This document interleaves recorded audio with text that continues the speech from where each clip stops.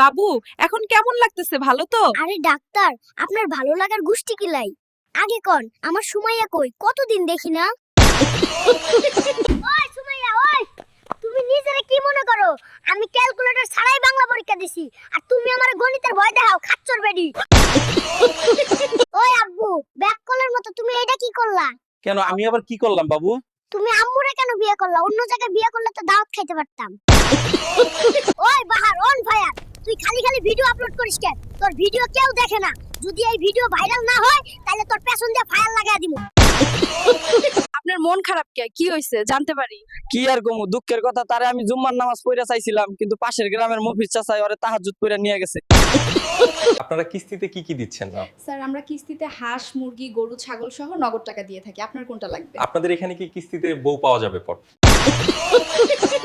Sir আপনি loan নিতে হলে তো দামি কিছু জমা রাখতে হবে।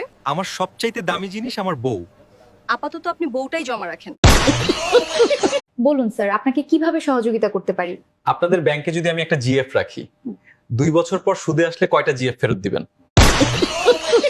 এই মিমের বাচ্চা ডিম, এই রমজান মাসের উসিলায় জাওরামি বাদ দিয়ে ভালো হয়ে যা। যদি তা না করস মিম, তোর মাথায় মারবো বুলা ডিম।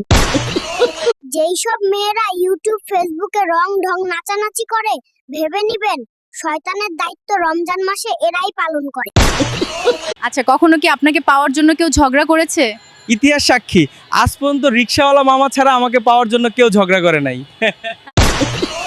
আচ্ছা শোনা, বলতো বৃষ্টির দিন বারবার বিদ্যুৎ চমকায় কেন? আরে বোকা, তুমি এইটাই জানো না? বৃষ্টি বারবার টর্চ মাইরা দেখে কোন জায়গায় শুকনা আছে।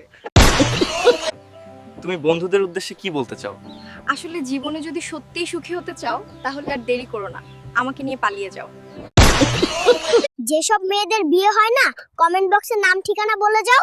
তোমাদের জামাই খুঁজে বিয়ে দেওয়ার দায়িত্ব আমার থাক, ধন্যবাদ দিতে হবে না। লিজার প্যান্ট ভিজা, মিম ভাই ডিম, মেম্বারের মাইয়া সুমাইয়া দিনে থাকে ঘুমাইয়া, পাশের বাড়ির বন্যা ওই বিয়ের জন্য করে কান্না।